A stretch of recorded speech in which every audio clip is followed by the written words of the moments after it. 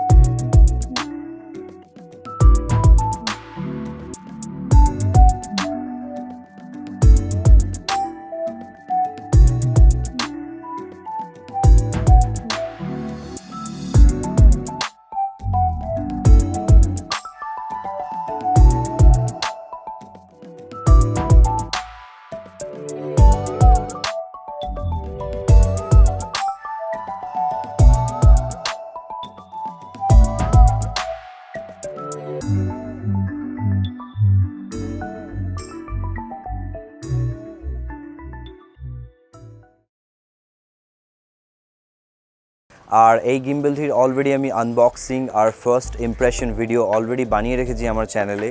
So তোমরা যদি এর আনবক্সিংটা দেখতে চাও বা বক্সের মধ্যে কি কি আসছে, কেমন প্যাকেজিংয়ে আসছে, বেসিক ইনফরমেশন, এই ভিডিওটা শেষে আমি একটা কার্ড মতো দিয়ে দেবো, ওটাতে ক্লিক করে তোমরা দেখতে পারো ভিডিওটা। আদারওয়াইজ আমি উপরে কোথাও একটা এখানে কার্ডও দিয়ে দেবো এই ভিডিওটা দেখার পর, বা ওই ভিডিওটা দেখে এসে তোমরা এটা দেখতে পারো। সো সবার ফার্স্টে বলে রাখি যে আমি এই গিম্বেলটা কেন চুজ করলাম। আমার অ্যাকচুয়ালি বাজেটে একটা গিম্বেল দরকার ছিল, আর এখন যে গিম্বেলের যে মার্কেটটা ওটা অনেকটা প্রাইসি। অবশ্যই তার মধ্যে অনেক নতুন ফিচার্স আছে। এখন যে নতুন যে মোটরগুলো বেরোচ্ছে ওগুলো অনেক অ্যাডভান্স, অনেক কম্প্যাক্ট, প্লাস নানা রকম নতুন অনেক ফিচার্স অ্যাড করছে, তার জন্য প্রাইসটাও বাড়ছে। সো আমার একটু বাজেটটা টাইট ছিল, তার জন্য আমি মার্কেটে যখন কিনতে গেলাম আমার কাছে দুটো অপশনই ছিল। একটা হচ্ছে ওয়েবেল এস এই গিম্বেলটা, যেটা আমি পারচেস করেছি, আর আরেকটা ছিল যেটা হচ্ছে ডিজিআইয়ের রনিন এসসি আই থিঙ্ক। আর আমার এই গিম্বেলটা চুজ করার মেন কারণ হচ্ছে এর পেলোডটা ওটা থেকে বেশি ছিল, প্লাস এর মধ্যে আন্ডারস্লাং মোডটা অনেকটা ভালো ছিল।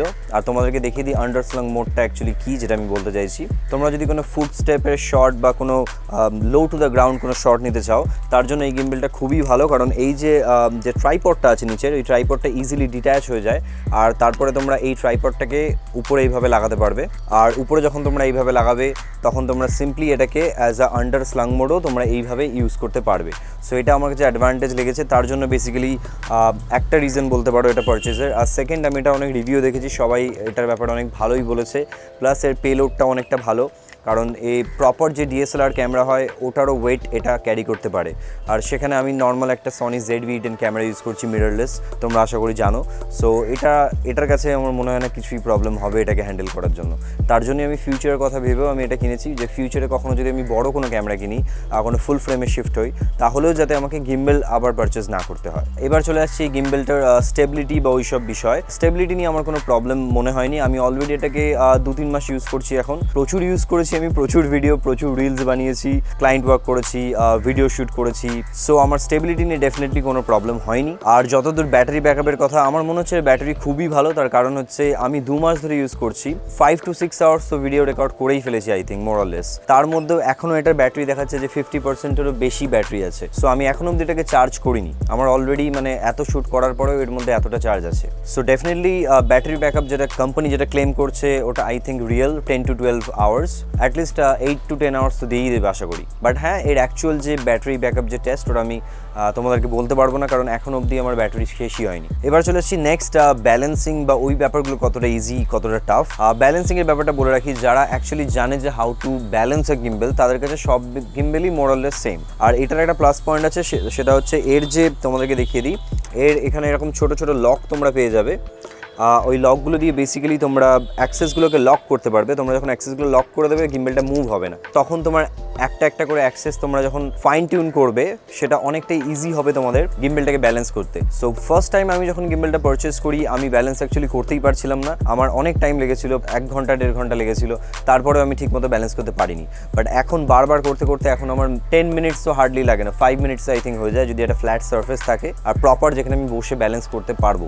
অনেক সময় কি হয়, আমি আউটডোর শ্যুট করি যেখানে প্রপার জায়গায় থাকে না, যেখানে আমি গিম্বেলটাকে প্লেস করে ব্যালেন্স করব প্রপারলি, সেখানে একটু বেশি টাইম লাগে। আদারওয়াইজ প্রপার যদি প্লেস থাকে তোমাদের একটা গিম্বেল ব্যালেন্স করতে আই থিঙ্ক 90% অ্যাকুরেসিতে ব্যালেন্স করতে 5 to 7 মিনিটস ম্যাক্স লাগা উচিত। নেক্সট চলে আসছি অ্যাপ্লিকেশনে। এখন যত নতুন প্রোডাক্ট বেরোচ্ছে অ্যাপের যে সাপোর্টটা আছে ওটাও খুব ইম্পর্টেন্ট থাকে অনেকজনের কাছে। এরকম অ্যাকচুয়ালি আমার কোনো নিড মনেই হয়নি যে ফোনের সাথে এটাকে কানেক্ট করা দরকার, কারণ এর যে ম্যাক্সিমাম কি অ্যাকচুয়ালি সব ফিচারই তোমরা এই ছোটো যে এর মধ্যে যে ছোটো যে এলসিডিটা আছে তোমরা এটার মধ্যে দিয়েই তোমরা যে কোনো মোডস, যে কোনো মোটর পাওয়ার, এভরিথিং তোমরা সেট করতে পারবে, গিম্বেলকে অটো টিউন করতে পারবে, এভরিথিং তোমরা এখান থেকেই করতে পারবে। সো আমার আননেসেসারি ফোনকে কানেক্ট করার কোনো প্রয়োজন মনে হয়নি। আর যতদূর মোডস আর ওগুলোর ব্যাপার আছে ওগুলো তোমরা এখন দেখে নাও, আমি জাস্ট দেখিয়ে দিচ্ছি তোমাদেরকে মোডসটা। আর আরও একটা কথা তোমাদেরকে বলে রাখছি যে মোডস আর ফিচার্স যেটা তোমাদেরকে এখন আমি দেখাবো ওটার ফুটেজ কোয়ালিটি অতটা ভালো হবে না, তার কারণ হচ্ছে আমার কাছে এখন একটাই ক্যামেরা আছে। সো আমি নর্মাল আমার S20 ফোন থেকে রেকর্ড করবো ওটা। সো আশা করি তোমরা বুঝতে পারবে। সো ফার্স্টেই তোমরা এখানে একটা কি পেয়ে যাবে, সেটা হচ্ছে PF। ডাইরেক্ট যদি তোমরা প্যান ফলো মোডে দাও, এটা বেসিক্যালি হচ্ছে PF। প্যান ফলোতে কি হয় যে আপ অ্যান্ড ডাউন যেটা আছে ওটা লকই থাকে, শুধু রাইট অ্যান্ড লেফট তোমরা যখন করবে বেসিক্যালি প্যান অ্যান্ড ফলো যে অ্যাক্সেসটা আছে ওটা জাস্ট মুভ হবে, এটা হচ্ছে প্যান ফলো।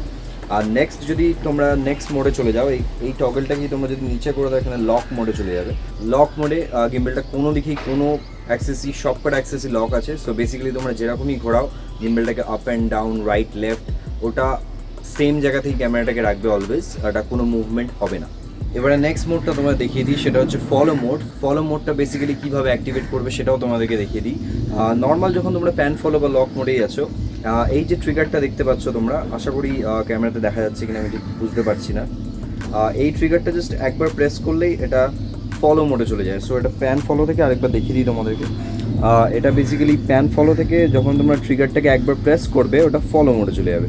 এবার ফলো মোডটা কি আমি বেসিক্যালি বলে দিচ্ছি। ফলো মোডে হচ্ছে সবকটা অ্যাক্সেসই তোমরা রোটেট করতে পারবে। তোমরা রাইট করলেও ক্যামেরা রাইটেও যাবে, তোমরা ইভেন যদি ডাউন করো ক্যামেরা ডাউনও যাবে, ক্যামেরা আপ করলেও ক্যামেরা আপে যাবে। সো এটা হচ্ছে ফলো মোড। যেরকম তোমরা ক্যামেরাটাকে নিয়ে যেতে চাইছো ওভাবেই তোমার মুভমেন্টটাকে ফলো করবে বেসিক্যালি গিম্বেলটা। আর এর সঙ্গেই আরেকটা মোড আছে যেটা হচ্ছে গো মোড। যখন তোমরা এই ফলো মোডে থাকবে জাস্ট এখানে FN যে কিটা দেখতে পাচ্ছ তোমরা, FN যে বাটনটা আছে এটাকে জাস্ট একবার প্রেস করে দিলে তোমরা গো মোডে চলে যাবে। গো মোডটা কিছুই না, ওটা বেসিক্যালি ফলো মোড আর গো মোড সেমই, বাট গোতে কী হয় ওই যে মোটরের যে স্পিডটা আছে ওটা অনেকটা বেশি বেড়ে যায়। সো ফলো মোডটা যেভাবে ওয়ার্ক হয় সেভাবেই ওয়ার্ক হবে, বাট এটা যখন দেখবে তোমরা সেন্সিবিলিটিটা অনেক ফাস্ট, মানে যে গো মোডে ব্যাপারটা অনেকটা ফাস্টলি মুভ হয় এটাই। আর যখনই তোমাদের মনে হবে যে তোমাদের গিম্বেল যে ফ্রন্টটা তোমাদের চেঞ্জ হয়ে গেছে, জাস্ট এই বাটনটা, এই যে ট্রিগারটা আছে এটাকে দুবার যদি তোমরা ক্লিক করো তাহলে এটা অটোমেটিক আর ফ্রন্টের দিকে আবার অ্যালাইন হয়ে যায়। এবারে নেক্সট মোডটা তোমাদেরকে দেখিয়ে দিই। নেক্সট মোডটা হচ্ছে POV। সিম্পল এখানে একটা কি আছে, এটা যদি প্রেস করে দাও তোমরা POV মোডে চলে যাবে। POV বেসিক্যালি হচ্ছে পয়েন্ট অফ ভিউ। যে ন্যাচারাল যে মুভমেন্টটা হয় ওটাকে জাস্ট রেপ্লিকেট করতে পারবে গিম্বেল দিয়ে, বেশি মেকানিক্যাল মুভমেন্ট লাগবে না। বেসিক্যালি তোমরা যেরকম জাস্ট ঘোরাতে চাইছো ক্যামেরাটাকে ওই মোশনেই ব্যাপারটা ঘুরবে, মনে হবে যে তোমরা হাত থেকে এই ভিডিওটা রেকর্ড করছো, বাট ওটারই একটা স্মুদার ভার্সন। তোমরা যদি কোনো ফেক ড্রোন শট বা কিছু করতে চাও তোমরা ওগুলো দিয়ে করতে পারো। এই গো মোডটা এইভাবেই ওয়ার্ক হয়। নর্মাল যে হ্যান্ড হেল্ড মুভমেন্ট তোমরা যেভাবে ভিডিও রেকর্ড করতে চাও সেভাবেই হয়, শুধু একটু স্মুদার ভার্সন। সো এবার নেক্সট মোডটা তোমাদেরকে দেখিয়ে দিই। এটা এখন খুব ট্রেন্ডিংয়ে আছে, সবাই করছে। এটাতে একটা নাম দিয়েছে, এটা ভোর্টেক্স মোড। সো এটাও দেখিয়ে দিচ্ছি কীভাবে অ্যাক্টিভেট করে। ফার্স্ট অফ অল তোমরা নর্মাল প্যান ফলো মোডে গেলে, প্যান ফলোতে যাওয়ার পরে তোমাকে ফার্স্ট অফ অল এটাকে আন্ডারস্লাং মোডে নিয়ে আসতে হবে। এইভাবে জাস্ট এটাকে ধরতে হবে। আন্ডারস্লাং মোডে যখন তোমরা আছো তোমাদের গিম্বেলটা, তখন যে POV বাটন যে কিটা আছে, POV কিটা, ওটাকে জাস্ট দুবার প্রেস করতে হবে। আমি দেখিয়ে দিচ্ছি। সো আন্ডারস্লাং মোডে আমরা এলাম। এবারে জাস্ট POV কিটাকে দুবার যদি প্রেস করি এটা এখন ভোর্টেক্স মোড অ্যাক্টিভেট হয়ে গেছে। এবার যখন ভোর্টেক্স মোডটা অ্যাক্টিভেট হয়ে গেছে, এই যে জয়স্টিকটা আছে এর উপরে যেটা তোমরা দেখতে পাবে, যদি তোমরা এইভাবে দেখাই, যদি দেখা যেত, তোমরা বেসিক্যালি জয়স্টিকটাকে যদি মুভ করো দেখবে যে ক্যামেরা এইভাবে রোটেট হচ্ছে। সো এই ভোর্টেক্স মোড ইউজ করে তোমরা নিজেদের অনেক কিছু ক্রিয়েটিভ জিনিস দেখাতে পারো চাইলে। সো ভোর্টেক্স মোডটা কিছুটা এইভাবে কাজ হয়, আশা করি তোমরা দেখতে পাচ্ছ। নেক্সট চলে আসি যে ওয়েট, খুব একটা ভারী নয়, কারণ এর থেকে ভারী গিম্বেল অ্যাকচুয়ালি আমি হাতে ধরেছি। মোজা ইয়ার ক্রস যে গিম্বেলসগুলো আছে ওগুলো আমার হেভি লেগেছে এর থেকে, আর এটা আমার অতটা বেশি হেভি লাগেনি, এটা হালকাই। এক্স্যাক্ট যে ওয়েটটা সেটা আমি ভিডিওর নিচেই দিয়ে দেবো, তোমরা দেখতে পারো। বাট আমার কাছে মানে হাতে এটা লাইট ওয়েটই আমার লেগেছে, সেরকম কিছু ভারী লাগেনি। আর বিল্ড কোয়ালিটি যদি বলি, মোস্ট অফ দ্য লাইক প্লাস্টিকই বিল্ড বেসিক্যালি পুরোটাই, শুধু এই গিম্বেলস আর্মসগুলো যেগুলো আছে এগুলো আই থিঙ্ক মেটালের, আদারওয়াইজ মেইন যে বডিটা বা এইগুলো প্লাস্টিকেরই। খুব একটা ভালো লাগেনি, আবার খুব একটা খারাপও না, ঠিকঠাক, মানে মোটামুটি সলিড একটা বিল্ড আছে, মনে হবে না যে একদমই মানে ব্যাড কোয়ালিটি, ঠিকঠাক আছে বিল্ড। এবার লাস্টলি চলে আসছি ড্রব্যাকসে। এই না যে এর মধ্যে সবই ভালো লেগেছে, আমার কিছু ড্রব্যাকসও মনে হয়েছে এর মধ্যে। সো ফার্স্ট ড্রব্যাক যেটা আমার লেগেছে সেটা হচ্ছে এই যে লকগুলো আছে, অ্যাক্সেস লক, যেগুলো তোমাদেরকে আগে আমি দেখালাম অলরেডি, আর রেড কালারের যে লকগুলো একটু ফ্লিমজি, মানে মাঝে মাঝে আটকে যায়। বিশেষ করে এই ওপরের যে দুটো লক আছে, এই লকটা আর এই লকটা একটু ফ্লিমজি, মাঝে মাঝে একটু আটকে যায়, একটু প্রবলেম হয়। সেকেন্ড বলি সেটা হচ্ছে স্টেবিলিটি নিয়ে না, অ্যাকচুয়ালি স্টেবিলিটিতে কোনো প্রবলেম নেই। আমি অ্যাকচুয়ালি রানিং ভিডিওসও বানিয়েছি, আশা করি তোমরা স্ক্রিনে দেখতে পাচ্ছ। বাট যখন আমি ভোর্টেক্স মোডটা ইউজ করছিলাম, অ্যাকচুয়ালি আমার ক্যামেরা একবার স্টাক হয়ে গেছিলো। আমি বুঝলাম না এটা কেন, কারণ আমার ক্যামেরার যে লোড এটা অনেকটাই হালকা, মানে 350 or 400 গ্রামস আই থিঙ্ক ক্যামেরাটার ওয়েট, আর সঙ্গে আমি ইউজ করছিলাম সিগমা